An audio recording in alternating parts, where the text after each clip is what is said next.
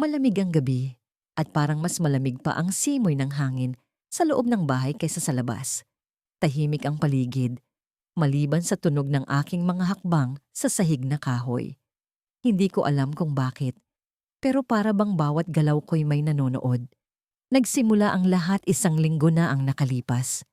Nakauwi ako mula sa trabaho, pagod at balisa, sa dami ng kailangang gawin. Simple lang ang buhay ko. Isang babaeng nasa kalagitnaan ng 30, walang anak, walang asawa, mag-isa sa buhay. Hindi ko naman pinangarap ang magkaanak, bagaman minsan ay naiisip ko kung paano kaya kung may sariling pamilya ako. Pero hindi ko na hinayaang magtagal ang mga ganitong ideya. Para sa akin, sapat na ang mag-isa. Ngunit may kakaibang nangyari noong gabing iyon.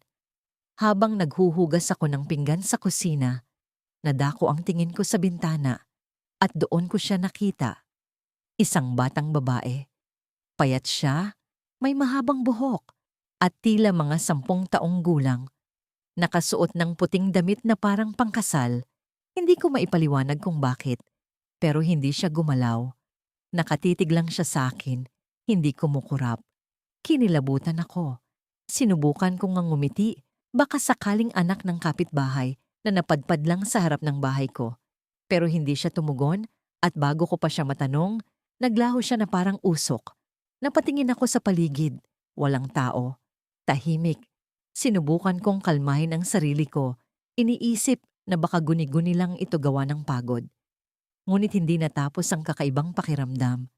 Kinabukasan, habang nagkakape ako sa sala, naramdaman ko na naman ang presensya niya. Hindi ko siya makita, pero parang may mga mata na nakatitig sa akin mula sa likod. Napatingin ako sa salamin na nakasabit sa dingding. Sa mismong sandaling yon, nanigas ako sa takot. Nandoon siya. Ang batang babae. Hindi siya gumagalaw, pero ang mga mata niya'y tila puno ng tanong. Sinong bata ka? Anong ginagawa mo dito? Tanong ko kahit alam kong wala akong makukuhang sagot. Ngunit sa halip na mawala, ngumiti siya. Ang ngiti niya'y malamig. Parang may lihim na hinahabol. Bumilis ang tibok ng puso ko. Nang bumaling ako upang harapin siya ng harapan, wala na siya roon. Wala. Ang salamin na yon ay matagal nang nandoon. Pamanang luma mula sa nanay ko na iniwan sa akin bago siya namatay. Hindi ko ito masyadong binibigyang pansin. Para sa akin, isa lang itong ordinaryong gamit sa bahay. Pero simula nang makita ko ang batang yon, nagbago ang lahat. Ang salamin ay tila hindi na ordinaryong bagay. Para bang may sariling buhay. Sinubukan kong kalimutan ang lahat. Pero tuwing tinitingnan ko ang salamin, naroon siya. Minsan ay nakatayo lang sa gilid. Minsan ay nakaupo. Minsan ay nakatingin ng diretso sa akin. Dumating sa puntong hindi ko na kaya. Tinakpan ko ang salamin ng tela. Iniwasan kong tumingin. Pero kahit hindi ko siya nakikita, nararamdaman ko pa rin ang presensya niya. Isang gabi, nagising ako sa tunog ng malakas na kalabog mula sa sala. Parang may nahulog. Bumangon ako, hawak ang flashlight, at dahan-dahang naglakad pababa. Ang bawat hakbang ko'y parang may kasabay na tunog ng ibang paa. Nang makarating ako sa sala, nanlaki ang mga mata ko. Ang salamin ay wala ng takip. Ang tela ay nasa sahig at naroon siya, ang batang babae, nakaupo sa loob ng salamin. Hindi siya gumagalaw, pero ang mukha niya ay may ekspresyon na tila galit. Bakit mo ako tinatakpan, inay? Tanong niya. Sa isang tinig na malamig at dumiretso sa puso ko. Nanigas ako. Hindi ko alam ang sasabihin. Hindi kita anak, sagot ko, nang nanginginig. Sino ka? Bakit mo ako tinatawag na inay? Ngumiti siya ulit, pero sa pagkakataong ito, ang ngangiti niya'y puno ng poot. Ikaw ang tunay kong ina. Ikaw ang nag-iwan sa akin. Hindi ko maintindihan ang sinasabi niya. Hindi ako nagkaanak. Hindi ko siya kilala. Pero ang mga salitang binitiwan niya ay tila may bigat na hindi ko maipaliwanag. Tumakbo ako pabalik sa kwarto. Isinara ang pinto at sinubukang huminga ng malalim. Hindi ko alam kung anong nangyayari. Paano niya nasabing ako ang ina niya? Sino siya? At bakit siya nasa salamin? Kinabukasan, nagpa siya akong alisin ang salamin. Hindi ko na kaya ang presensya niya. Nilabas ko ito sa likod ng bahay at isinilid sa bodega.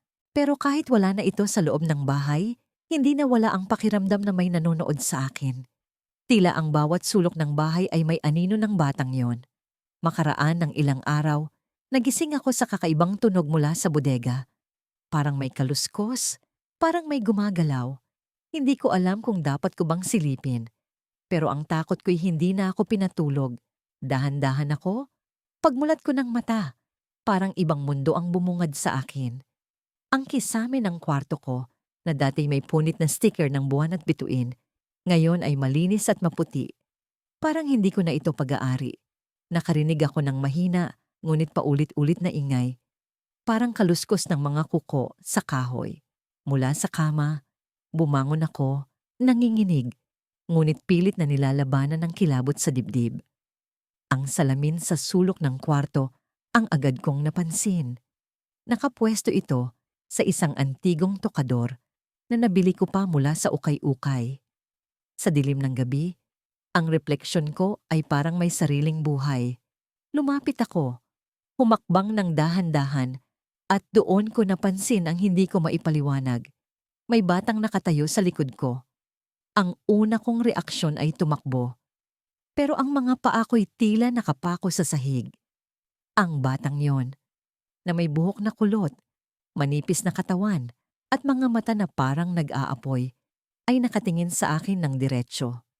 Walang takot, walang emosyon. Hindi ko siya kilala, pero may kung anong pamilyar sa kanya na hindi ko maipaliwanag. Ang bawat hibla ng kanyang buhok, ang hugis ng kanyang mukha, ang paraan ng pagtayo niya. Parang kilala ko siya, pero imposibleng ako ang ina niya. Nanay. Bulong niya, mahina ngunit malinaw. Ang boses niya ay parang alingaw-ngaw na bumaon sa utak ko. Hindi kita anak, sabi ko. Halos hindi lumalabas ang boses ko mula sa nanginginig kong lalamunan. Pero ngumiti siya, isang ngiti na tila nanunuya. At ang kanyang mga mata ay kumislap na parang may lihim na alam na hindi ko pa natutuklasan. Bigla siyang nawala sa salamin, pero hindi sa kwarto. Sa likod ko, naramdaman ko ang malamig na hininga ng isang tao. Ang bigat ng presensya niya ay parang humihigop sa hangin sa paligid. Hindi ko na kayang magpanggap na matapang. Tumakbo ako palabas ng kwarto. Hinahabol ng mga yabag na hindi ko marinig, ngunit ramdam ko sa bawat sulok ng katawan ko. Sa sala, hinabol ako ng tanong sa isip. Sino siya? Bakit niya ako tinatawag na nanay? Wala akong anak. Hindi ako nagkaanak kahit kailan. Pilit kong pinaniwalaan ang katotohanan na yon. Pero ang boses ng bata ay parang umaalingaw-ngaw sa loob ng ulo ko, paulit-ulit, pinuputol ang lohika. Nanay, nanay. Sinira ko ang katahimikan ng gabi sa pagsigaw. Anong gusto mo sa akin? Umalingaw-ngaw ang boses ko sa loob ng bahay, pero walang sumagot. Tahimik ang lahat, pero ang malamig na hangin ay dumaloy sa likod ng leeg ko. Parang may presensya pa rin siya.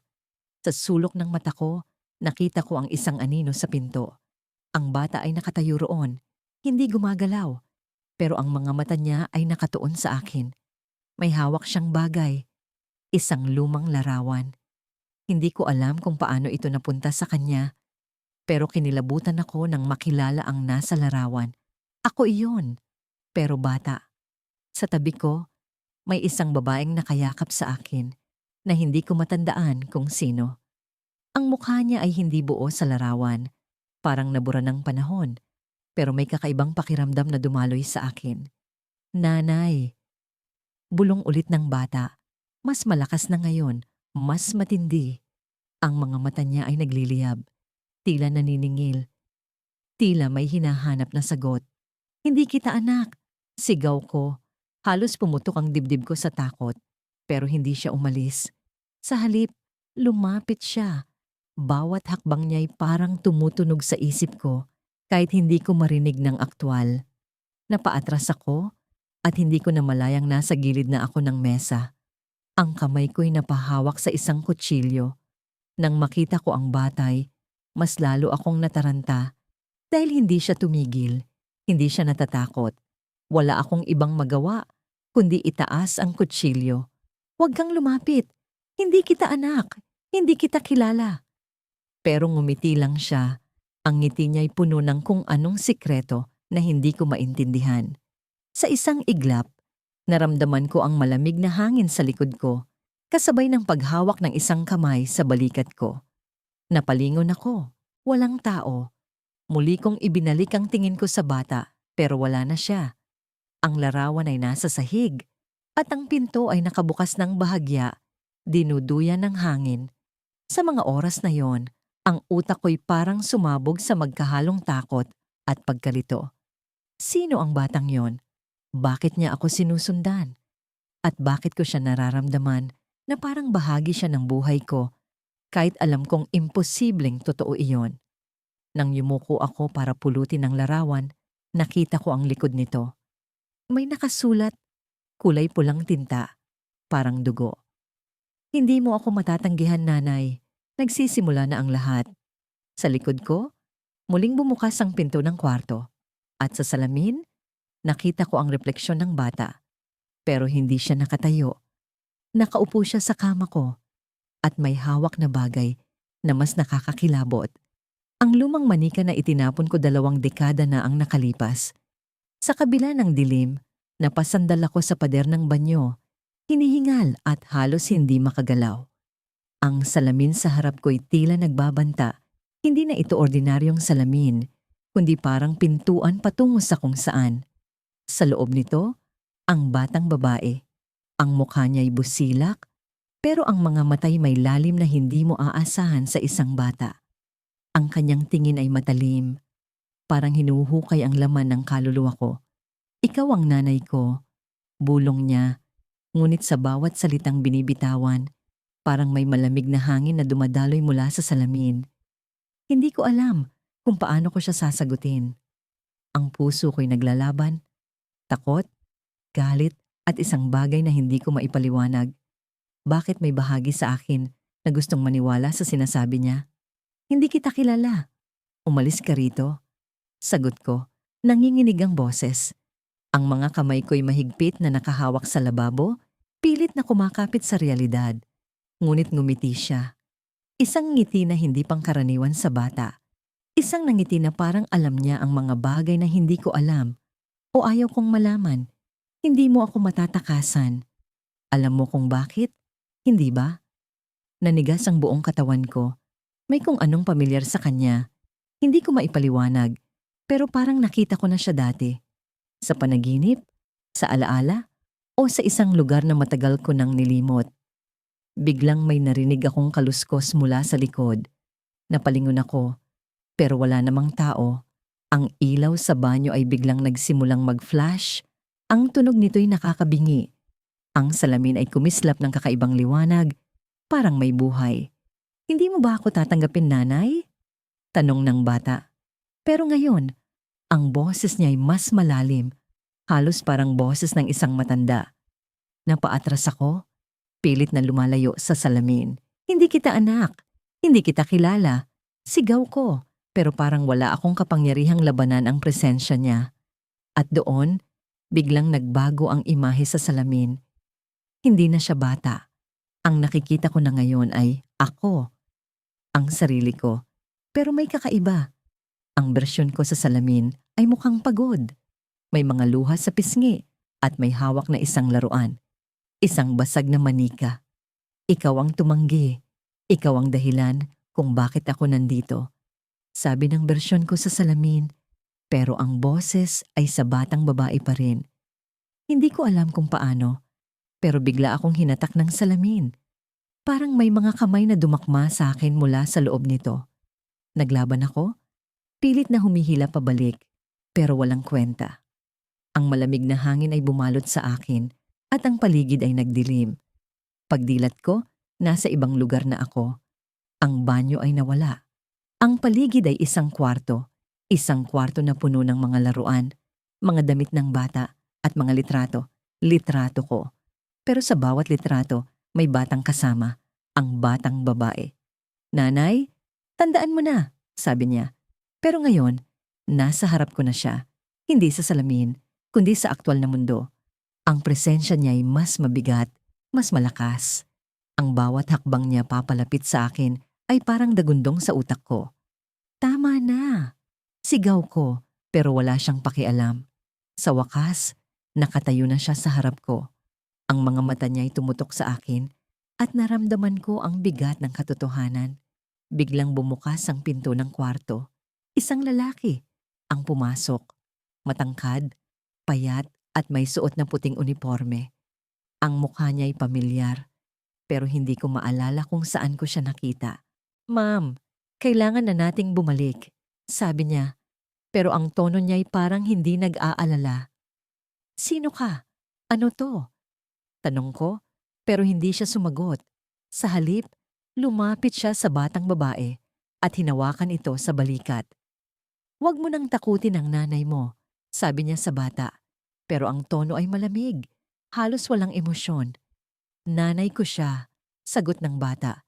Pero ngayon, ang boses niya ay bumalik sa pagiging inosente. Ang mangiti niya ay parang ngiti ng isang ordinaryong bata. "Ma'am, oras na para bumalik," ulit ng lalaki. Pero bago ko pa siya matanong, hinawakan niya ang braso ko. Ang hawak niya ay malamig at bago ko namalayan, ang paligid ay muling nagdilim. Pagdilat ko, nakahiga na ako sa isang kama. Hindi ito ang kwarto ko. Ang mga dingding ay puti, malamig at amoy gamot. Sa tabi ko, may maliit na mesa na puno ng mga papel. Sa isa sa mga papel, nakasulat ang pangalan ko at ang salitang pasyente. Pasyente? Hindi. Hindi totoo. Bumangon ako, pilit na tinanggal ang mga wires na nakakabit sa braso ko. Sa gilid ng kama, may nakatayong babae, ang nurse. "Ma'am, huwag po kayong mag-alala. Ligtas na po kayo," sabi niya. Pero ang mga mata niya ay nagtatago ng kung anong lihim. "Ligtas? Anong ibig mong sabihin? Nasaan ako?" Tanong ko. Pero oras na tumingin ako sa salamin na nasa dingding, tumigil ang puso ko. Sa salamin, hindi ako ang nakikita ko. Ang batang babae. Siya ang naroon, nakatingin, nakangiti. "Ikaw ang nanay ko," bulong niya.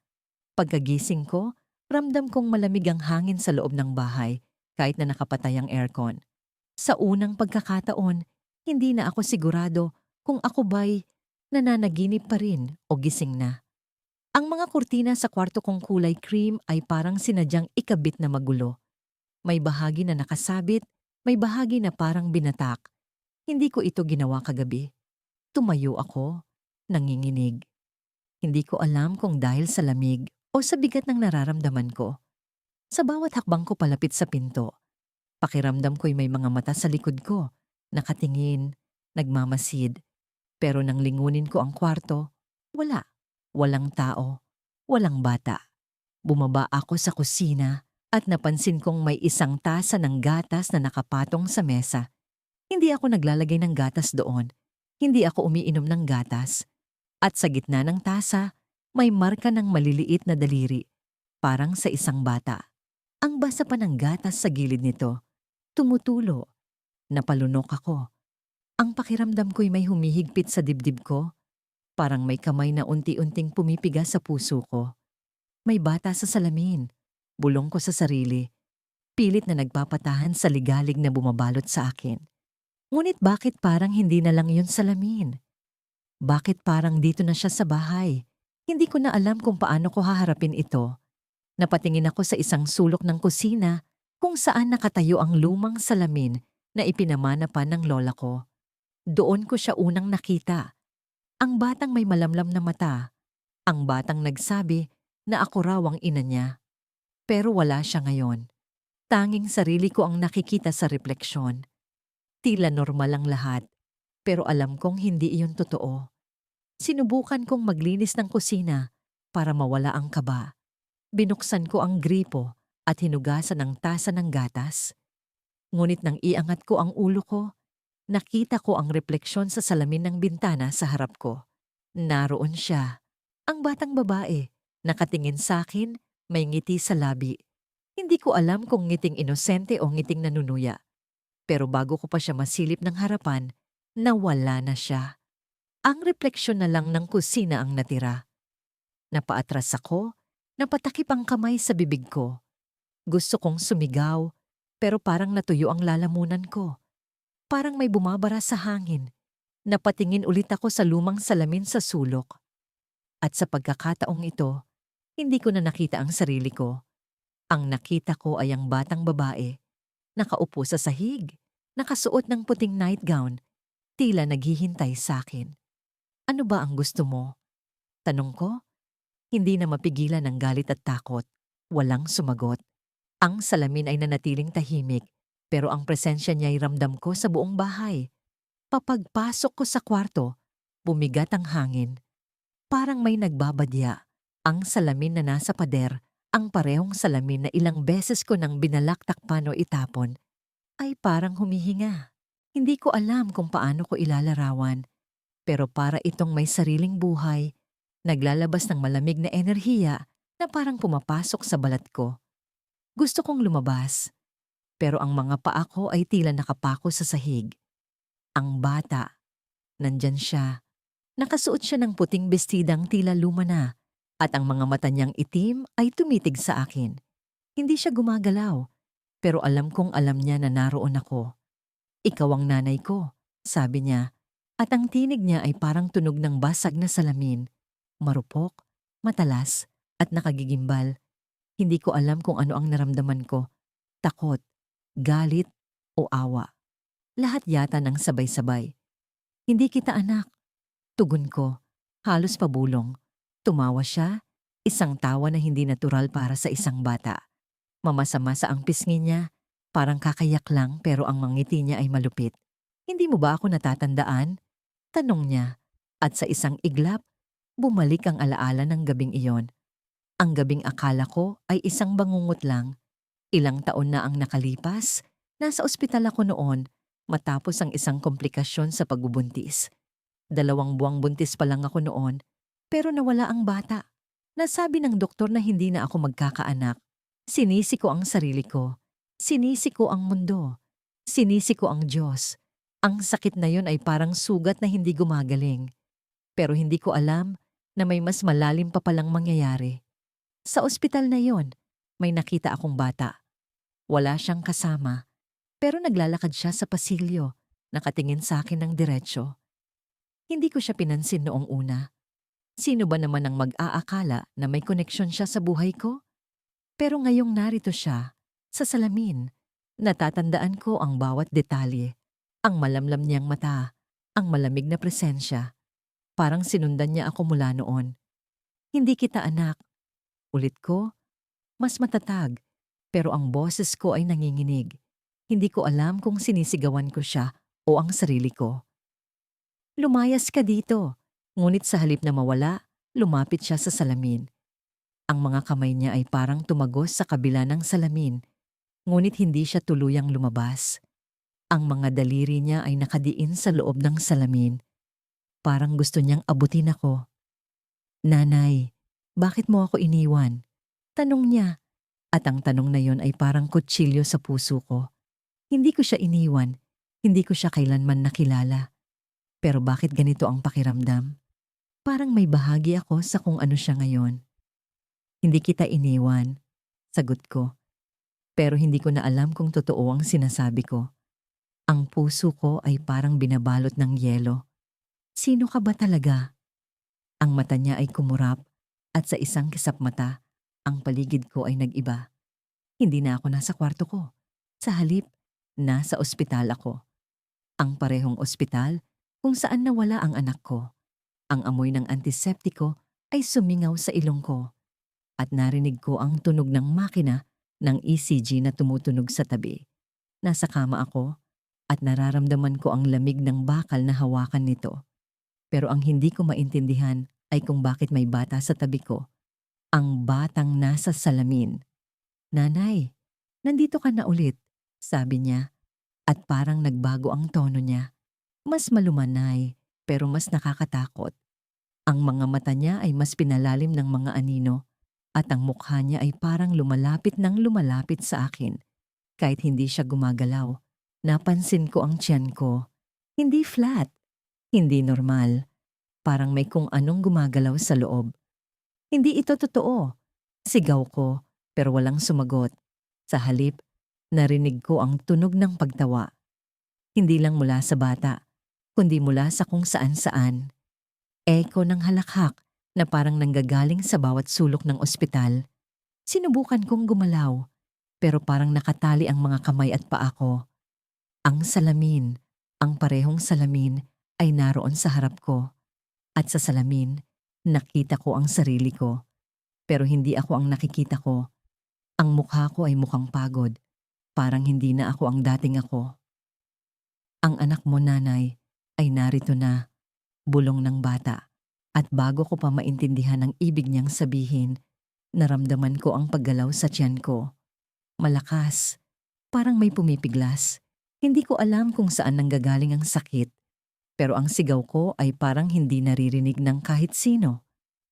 Ang bata sa salamin ay tumawa, at sa huling pagkakataon, tumingin siya sa akin ng diretsyo. Hindi mo ako matatakasan. At ang salamin ay nabasag sa isang iglap, pira-piraso. Pero ang basag na yon ay parang lumipad, papunta sa akin. Ang lahat ay nagdilim, at ang huling naramdaman ko ay ang malamig na kamay ng bata na dumapo sa tiyan ko. Napansin ko ang kakaibang lamig sa paligid habang naglalakad ako pabalik sa aking silid. Parang may mabigat na presensyang bumabalot sa bahay kahit wala akong kasama. Sa bawat hakbang ko, naririnig kong umuugong ang sahig na kahoy, parang nagbabanta, parang may gustong iparating. Hindi ko alam kung anong meron, pero alam kong hindi na ito pangkaraniwan. Pagpasok ko sa silid, tumambad sa akin ang salamin sa dingding. Katulad pa rin ito ng dati, malinis, walang bakas, pero ngayon ay parang may kung anong misteryo ang nakatago rito. Lumapit ako. Tinignan ang aking refleksyon at pinalad ng mga kamay ang malamig nitong ibabaw. Wala namang kakaiba. Pero bakit parang ang bigat ng pakiramdam ko? Sa gitna ng katahimikan, bigla kong narinig ang pagkaluskos mula sa likuran. Napalingon ako ng mabilis, pero wala namang tao. Tumahimik ang paligid, pero ang puso ko ay tumatakbo sa kaba. Binalikan ko ang salamin, at sa mga sumunod na segundo, may nakapansin akong kakaiba. Hindi ko agad maipaliwanag, pero parang may gumalaw sa refleksyon. Isang aninong hindi ko inaasahan. Ang refleksyon ko ay hindi gumagalaw nang sabay sa akin. Nang itaas ko ang kaliwang kamay, ang refleksyon ay nagtaas ng kanan. Nang nangungumiti ako, hindi siya ngumiti pabalik. Sa halip, malamig na tingin ang ibinalik niya sa akin. Tila nanunuya, tila may alam na hindi ko alam. Napaatras ako, nanginginig ang mga kamay, pero ang mga mata ko ay hindi maiwasang tumingin sa kanya. Sino siya? Ako ba talaga yon? Pagkatapos ng ilang sandali, nagsimula siyang magsalita. Hindi ko narinig ang tunog, pero nabasa ko ang kanyang mga labi. Ina, ang sabi niya. Parang sumabog ang utak ko sa salitang yon. Paano niya ako tatawaging ina? Wala akong anak. Hindi ako nagkaanak. Anong ibig mong sabihin? Tanong ko, kahit alam kong walang sagot na darating. Pero mali ako. Sa loob ng salamin, gumalaw ang kanyang mga mata. Tumingin siya sa akin ng diretsyo at sa wakas, narinig ko ang kanyang tinig. Malamig, parang hinugot mula sa ilalim ng lupa. Ako ang anak mo at ikaw ang tunay kong ina. Napaluhod ako sa harap ng salamin, hindi makapaniwala sa naririnig. Ang mga kamay ko ay nanginginig habang pilit kong iniintindi ang kanyang sinasabi. Hindi totoo yan. Sigaw ko. Imposible. Hindi kita kilala. Ngunit sa halip na magalit o magtampo, ngumiti siya. Isang ngiti na hindi ko maipaliwanag, malamig, mapanganib, at puno ng sikreto. Hindi mo ako kailangang kilalanin kasi matagal na kitang kilala. Matagal na kitang hinahanap at ngayon, natagpuan na kita. Tumayo ako. Pilit na itinatago ang takot sa dibdib ko. Gusto kong umalis. Gusto kong tumakbo. pero ang mga paa ko ay tila nakapako sa sahig. Hindi ko maintindihan kung bakit, pero parang may puwersang pumipigil sa akin. Ano ang kailangan mo sa akin? Tanong ko, halos pabulong. Ang kailangan ko? Sagot niya, ay ang lahat ng inutang mo sa akin. Ang buhay mo, ang kaluluwa mo, ang pangako mo. Sa sandaling yon, biglang bumalik sa akin ang isang alaala. Isang alaala na matagal ko nang nilimot, pero ngayon ay tila bumubuhay sa akin. Isang gabi, ilang taon na ang nakakaraan, nang desperado akong magkaanak. Umiyak ako, nagdasal, at sa gitna ng dilim, nagkaroon ako ng kakaibang pakiramdam. Parang may narinig akong tinig, parang may sinabing, ibibigay ko ang hinihiling mo, pero may kapalit. Hindi ko naisip noon kung ano ang kapalit. Hindi ko rin alam kung totoo ang nangyari o bunga lang ng takot at lungkot ko. Pero ngayon, sa harap ng salamin, sa harap ng refleksyong hindi ko maipaliwanag, alam kong may koneksyon ito.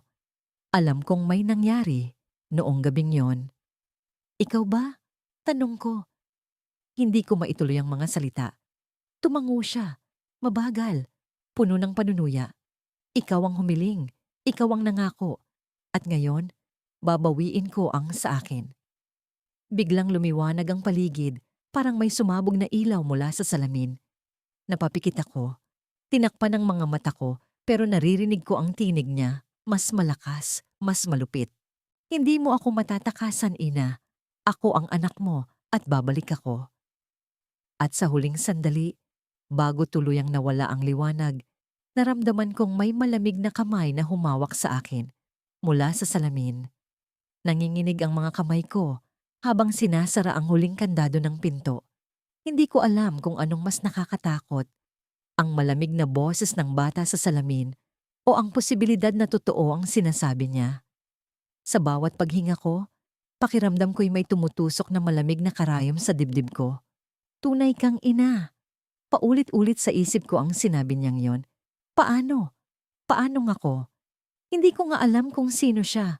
Humakbang ako papunta sa kusina, pero bawat tunog ng yapak ko sa sahig ay parang umalingaw-ngaw sa buong bahay. Tahimik ang paligid, pero ramdam ko ang presensya niya. Ang presensya ng bata. Hindi ko na alam kung nasaan siya ngayon. Sa salamin ba? Sa hangin? Sa likod ko? Napansin ko ang kutsilyo sa ibabaw ng mesa. Sabi ng utak ko, hawakan mo. Para kang baliw na natatawa sa sarili mong takot, pero hindi mo na rin masisisi ang sarili mo. Dahil sa sandaling iyon, lahat ng bagay ay tila may buhay. Kahit ang anino sa sulok ng bahay. Bigla kong narinig ang tunog ng malumanay na pagtawa. Boses ng bata. Hindi ko alam kung guni-guni ko lang o totoo. Napakalamig ng hangin, kahit sarado ang lahat ng bintana. Ramdam ko ang bigat sa balikat ko. Ang bigat ng paningin ng kung sino man. Hindi mo ako matatakasan, Mama. Bulong ng boses. Napalingon ako sa paligid, pero walang tao. Wala. Ngunit alam kong hindi ako nag-iisa. Napahawak ako sa dibdib ko, pilit pinapakalma ang mabilis na tibok ng puso ko. Ano ba ang gusto mo sa akin? Tanong ko desperado, kahit wala akong inaasahang sagot, pero may sumagot. Gusto kitang makasama. Gusto kong bumalik sa'yo, Mama. Ang boses ay parang galing sa lahat ng direksyon. Sa salamin, sa dingding, sa loob ng utak ko. Napatingin ako sa hagdan. Hindi ko alam kung bakit, pero parang may humihila sa akin papunta roon. Isang alon ng malamig na hangin ang dumaan sa katawan ko at ang mga paa ko ay kusa ng humakbang. Ang bawat baitang ay parang nagdadala ng bigat na hindi ko maipaliwanag. Nang makarating ako sa tuktok, nakita ko ang pintuan ng lumang kwarto. Ang kwartong matagal nang nakasara mula nang mag-isa na lang ako sa bahay na ito. Hindi ko alam kung bakit, pero binuksan ko ang pinto. Mabagal. At sa likod nito, naroon ang malaking salamin na natatakpan ng puting tela. Matagal na itong hindi nagagalaw, pero parang may sariling buhay ang salamin. Parang humihinga. Lumapit ako. Ang mga daliri ko ay nanginginig habang unti-unting inalis ang tela. Sa likod ng salamin, naroon ang bata. Hindi siya gumagalaw, pero nakatingin siya sa akin. Ang mga mata niya ay malalim, parang may gustong ipakita sa akin. Pilit kong iniiwas ang tingin, pero parang hinahatak ng mga mata niya ang kaluluwa ko. "Mama, bakit mo ako iniwan?" Tanong niya, at ang boses niya ay punong-puno ng sakit. Hindi ko alam kung paano ko sasagutin iyon. Hindi ko siya kilala, hindi ko siya iniwan. Pero sa kaloob-looban ko, may kung anong bumubulong na alam ko kung sino siya. "Ikaw ang dahilan kung bakit ako nandito," sabi niya, at biglang nagbago ang anyo ng salamin. Sa halip na sarili ko lang ang makita, may lumitaw na imahe ng isang babae. Ako, pero mas bata. At sa tabi ko, naroon ang bata. Hawak-hawak niya ang kamay ko. Ang nangiti ko sa salamin ay puno ng saya, pero ang puso ko ngayon ay puno ng tanong. Kailan nangyari ito? Paano? Biglang dumilim ang paligid. Ang salamin ay naglaho at ang bata ay tumayo sa harapan ko. Hindi ko na siya nakikita sa salamin. Nasa harapan ko na siya, totoo. Humihinga. Hinawakan niya ang kamay ko. Napakalamig ng balat niya, pero parang may dumaloy na kuryente sa buong katawan ko. "Hindi mo ako matatakasan, Mama, dahil ikaw ang pumili nito." "Pumili ng ano?" Sigaw ko, pero bago pa siya sumagot, naramdaman ko ang pag-ikot ng mundo. Ang paligid ay biglang nagbago. Wala na ako sa loob ng kwarto. Nasa ospital ako, nakahiga, at sa tabi ko, naroon ang isang sanggol. Ang mga kamay ko ay mahigpit na nakahawak sa maliit na katawan niya. Tinitingnan ko ang mukha ng sanggol at naramdaman ko ang kakaibang koneksyon. Hindi ko alam kung totoo ito, pero ramdam ko ang pagmamahal. "Ito ang pinili mo," sabi ng boses ng bata, na ngayon ay parang galing na sa loob ng utak ko. "Ako ang anak mo, pero iniwan mo ako." Biglang bumagsak ang paligid sa kadiliman at naramdaman ko ang malamig na hangin sa likod ko. Paglingon ko, naroon ulit ang bata. Nakangiti siya, pero ang ngiti niya ay puno ng galit. Sa likod niya, nakita ko ang salamin, pero hindi na ito ordinaryong salamin. Sa loob nito, may aninong gumagalaw. Ang anino ay parang ako, pero mas madilim, mas masama. At sa sandaling iyon, naintindihan ko, ang anino sa salamin ay hindi ako. Pero siya ang pumili para sa akin. Siya ang nagdesisyon. "Ikaw ang dahilan kung bakit ako nandito," bulong ng bata, at biglang bumagsak ang lahat ng ilaw. Ang hangin sa paligid ay tila nagbago ng timpla. Mas malamig, mas mabigat. Nakaupo ako sa sahig ng silid tulugan, nakapikit, habang pilit kong pinapakalma ang sarili kong puso na tila gusto nang kumawala sa dibdib ko. Sa gilid ng mata ko, nararamdaman ko ang presensya ng salamin. Ang malamig nitong liwanag na parang nagbabanta. Hindi ko kayang tumingin. Hindi ko kayang harapin. Ang bata. Ang batang nasa salamin. Hindi ko alam kung paano siya nagsimula roon. Hindi ko alam kung bakit bigla na lang siyang naroroon. Pero alam kong hindi siya basta-basta. Hindi siya normal. Hindi siya tao. "Ikaw ang nanay ko." Bulong niya noong una ko siyang nakita. Napakalinaw ng tinig niya sa isip ko, kahit hindi gumalaw ang kanyang bibig. Ang mga mata niya, malalalim, madilim, tila walang hanggan, nakatuon sa akin. Hindi ko siya kilala, pero sa bawat pagtingin niya sa akin ay parang may puwersang humahatak sa puso ko. Parang may bahagi sa akin na sumasang-ayon, kahit gaano ko ito tanggihan. Sa mga araw na lumipas, hindi na ako makatulog. Kahit saan ako magpunta, parang naroon siya, nakatingin, naghihintay. Hindi ko siya makita ng direkta maliban sa salamin, pero nararamdaman ko ang presensya niya. Sa banyo, sa sala, kahit sa kusina. Kahit pa wala akong salamin sa paligid, ramdam ko ang malamig na paghinga niya sa likod ko. Ngayon, narito ako sa silid tulugan, nakaharap sa salamin na nakapatong sa pinto ng aparador. Hindi ko na kayang umiwas. Hindi ko na kayang tumakbo. "Ikaw ang nanay ko," ulit niya. Napatingin ako, kahit labag sa loob ko. Naroon siya, nakaupo sa salamin, pero hindi gumagalaw. Ang mahahaba niyang buhok ay tila gumagalaw sa sarili nitong ritmo, parang alon sa ilalim ng tubig. Ang suot niyang puting bestida ay basang-basa, tila may tumutulo mula sa ilalim nito. Dugo, tubig. Hindi ko matukoy. Nakangiti siya, pero hindi ito ngiting makatao. Parang ngiti ng isang bagay na hindi naiintindihan ang konsepto ng awa. Hindi kita anak, sagot ko. Pilit na pinapatatag ang boses ko. Pero kahit ako ay hindi kumbinsido sa sinabi ko, ang puso ko ay bumibigat. Parang may alaalang pilit na nagbubukas sa utak ko. May bahagi sa akin na parang nakakakilala sa kanya. Oo, ikaw ang nanay ko, giit niya. At sa isang iglap ay tumayo siya sa salamin. Ang maliliit niyang paa ay tila lumubog sa basag na imahe ng salamin, pero hindi siya nasaktan. Ang mga mata niya ay tila lumalalim, sumisid sa akin. Hindi ko na kayang umiwas. Kakapasok ko lamang sa bahay noong isang araw nang may napansin akong kakaiba.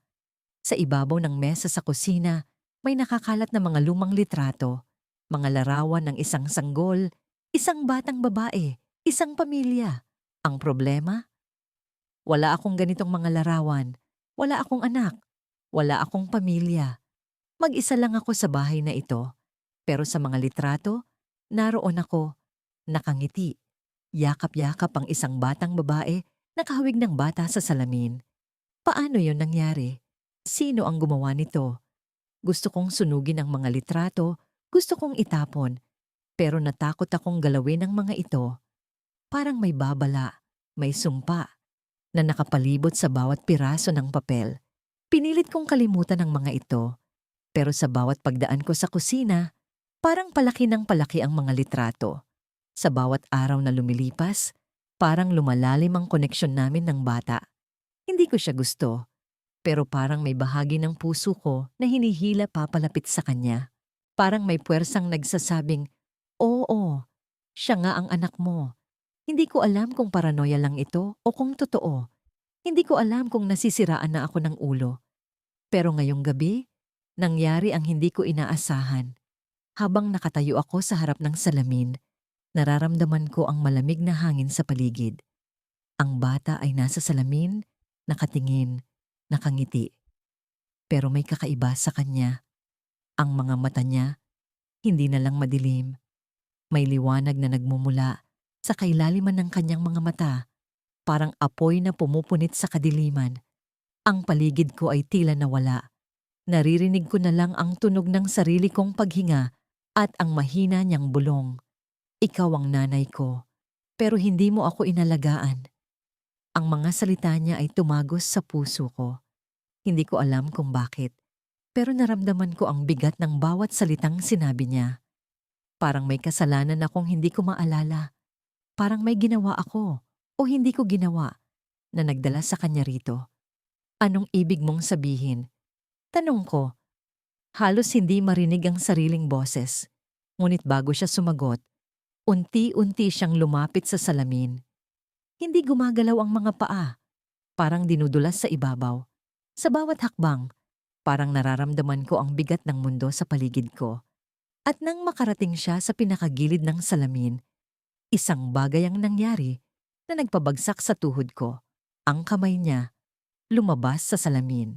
Hindi ko alam kung paano, pero ang malamig niyang mga daliri ay dumapo sa braso ko. Hindi ko magawang kumilos. Parang nakapako ako sa kinatatayuan ko. At sa mga sandaling yon, naramdaman ko ang isang bagay na hindi ko pa naramdaman sa buong buhay ko. Nararamdaman ko ang galit, ang lungkot, ang sakit. At sa likod ng lahat ng yon, nararamdaman ko ang pagmamahal. Magkahalong damdamin na tila papatay sa akin. Sinaktan mo ako, bulong niya, habang ang maliliit niyang daliri ay dahan-dahang tumutulo ng dugo. At babawiin kita.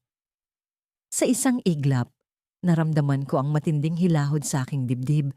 Parang may puwersang tumutulak sa akin papasok sa salamin.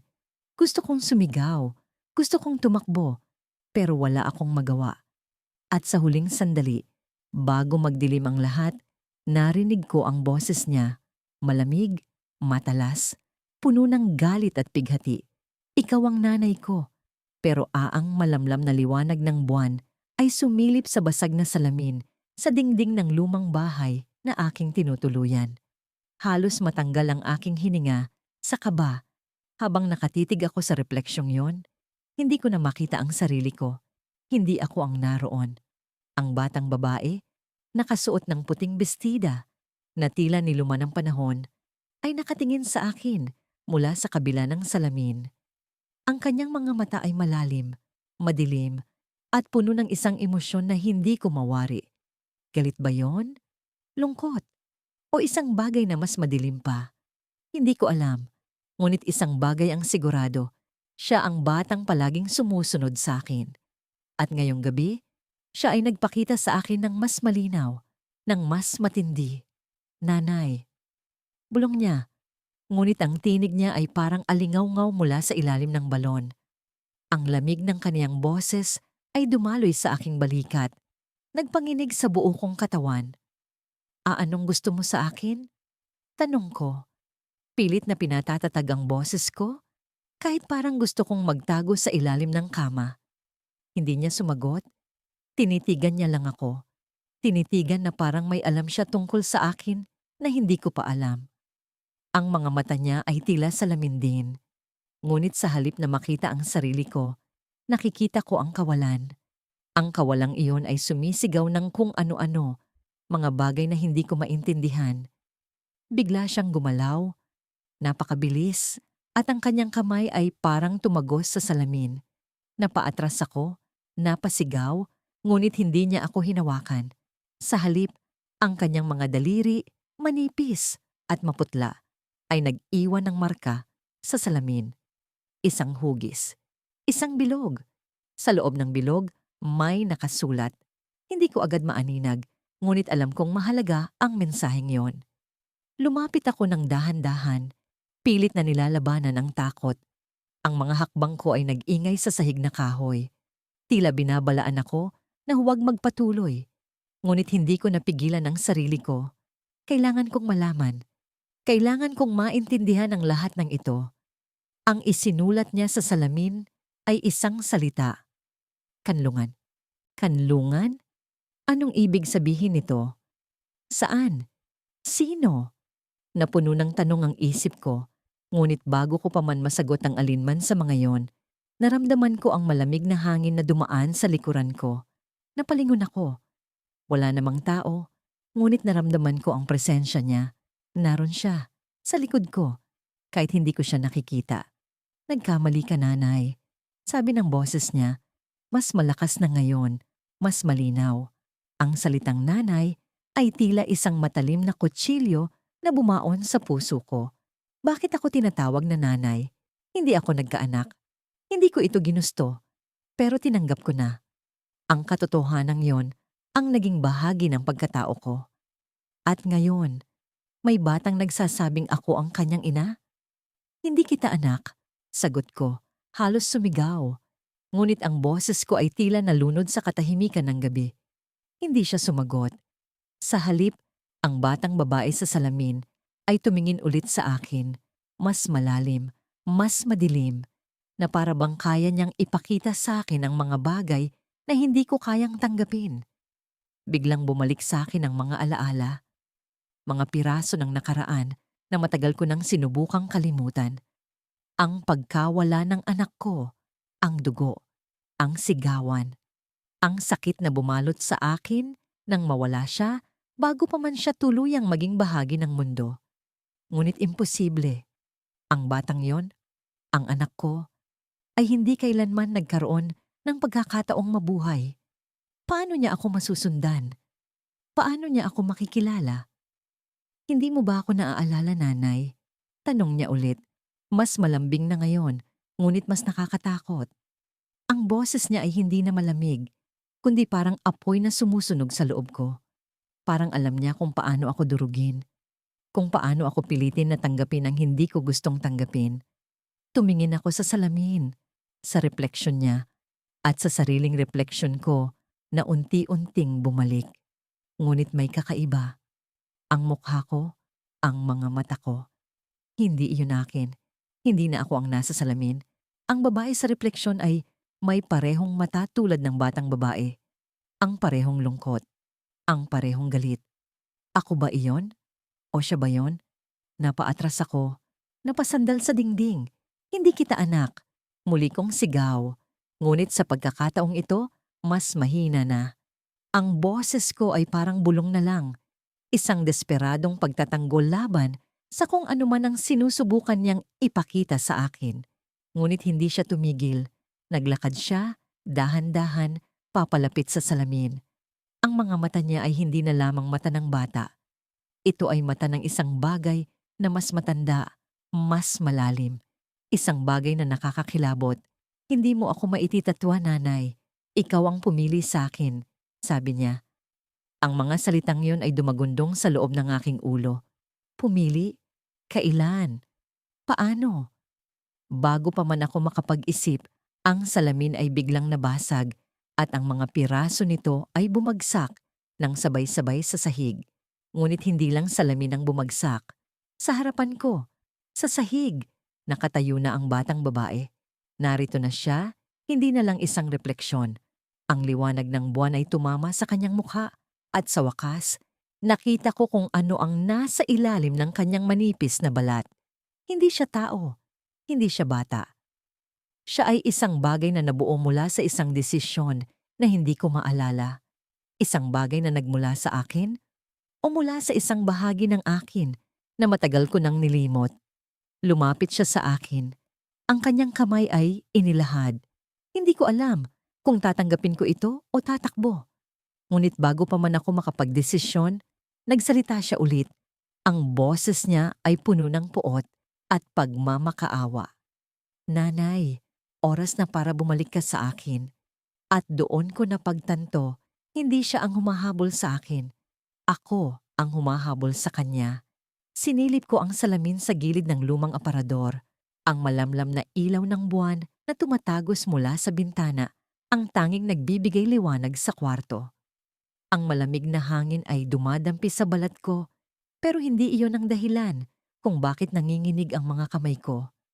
Hindi ko alam kung bakit ko pa ito ginagawa, kung bakit ko pa hinahanap ang sagot sa lugar na ito. Pero alam ko, kailangan ko. Sa salamin, naaninag ko ang hugis ng mukha niya, ang bata. Ang batang babae na palaging nasa gilid ng paningin ko, palaging naroon sa mga kanto ng salamin, sa likod ng mga baso, sa bawat piraso ng refleksyon na tila nagtatago sa kadiliman. Hindi siya gumagalaw. Nakamasid lang siya, ngunit ang bawat tingin niya ay parang kutsilyong bumabaon sa utak ko. Ang mga mata niya, itim, malalim, parang walang hanggan, ay nagtataglay ng tanong na hindi ko kayang sagutin. Pakiusap, umalis ka na. Bulong ko. Hindi ko alam kung para sa kanya o para sa akin ang sinabi ko. Pero hindi siya sumagot. Hindi siya kailanman sumasagot. Mula sa labas ng bahay, narinig ko ang pagkaluskos ng mga dahon. Ang tunog ay tila mga hakbang na maingat na naglalakad sa ilalim ng mga puno. Tumayo ang balahibo ko sa batok. Hindi ko alam kung may tao sa labas o kung ito na naman ang isa sa mga guni-guni ko. Hindi ko na alam ang pagkakaiba ng totoo sa hindi. Kinuha ko ang rosaryo mula sa bulsa ng duster ko at mahigpit na hinawakan. Sinimulan kong magdasal, pero ang mga salitang lumalabas sa bibig ko ay tila walang saysay. Hindi ko maalis ang tingin ko sa salamin. Ang bata, ang batang babae, ay naroon pa rin. Hindi siya gumagalaw, pero parang naririnig ko ang paghinga niya. Mabagal, malalim, malamig. Tulad ng hangin sa paligid ko, bigla, narinig ko ang tunog ng pinto sa ibaba. Isang mahinang kalansing na tila sinadyang hindi maglikha ng ingay. Ang puso ko ay parang tumigil sa pagtibok. Sino ang pumasok? Sino ang nasa bahay ko? Ang bahay na ito, ang tahanang matagal nang iniwan ng lahat maliban sa akin. Marahan akong lumapit sa pinto ng kwarto, hawak pa rin ang rosaryo. Hindi ko alam kung anong mas nakakatakot. Ang manatili sa kwarto kasama ang salamin o ang bumaba at harapin ang kung sino o anuman ang nasa ibaba. Aling Rosa? Tawag ng isang pamilyar na boses. Ang boses ni Mang Berting, ang kapitbahay kong matagal nang hindi dumadalaw. Pero may mali. Ang tunog ng boses niya ay parang wala sa lugar. Parang isang bagay na pilit na ginagaya ang tono niya. Aling Rosa, nandito po ako para tulungan kayo. Muli niyang tawag.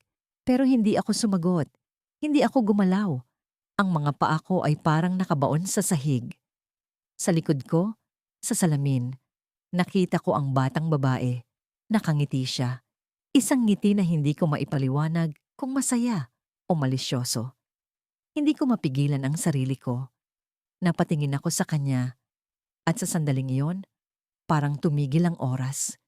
Ang ngiti niya ay biglang nawala at ang mukha niya ay nagbago. Ang mga mata niya ay biglang kumulo, parang tubig na pinapakuluan sa kawali. Ang balat niya ay naging kulay abo at ang buhok niya ay parang nagsimulang magliyab pero walang apoy. Sa isang iglap, lumapit siya sa salamin hanggang sa parang wala nang pagitan sa aming dalawa. Ang mukha niya ay halos nasa harapan ko na kahit pa nasa kabilang mundo siya. Bakit mo ako iniwan? Bulong niya, pero ang boses niya ay parang nakakalat sa buong kwarto. Hindi ko alam ang sagot. Hindi ko alam kung ano ang ibig niyang sabihin. Ang tanging alam ko ay ang takot na bumalot sa buo kong katawan. Ang pinto sa ibaba ay bumukas ng malakas. Narinig ko ang mga yapak na nagmamadaling umakyat sa hagdan. Ang tunog ay parang hindi pangkaraniwan. Parang masyado itong mabigat. Masyadong makapangyarihan para sa isang tao. Tumalikod ako mula sa salamin. Pero alam kong naroon pa rin ang bata. Nararamdaman ko ang presensya niya, ang malamig niyang tingin. Aling Rosa, buksan mo ang pinto. Sigaw ng boses, ngunit hindi na ito tunog tao. Ang sigaw ay parang halakhak, parang punit na tunog ng sirang radyo. Ang pinto ng kwarto ko ay biglang yumanig. Parang may pilit na nagtatangkang buksan ito. Nang hina ang mga tuhod ko, hindi ko alam kung saan ako pupunta.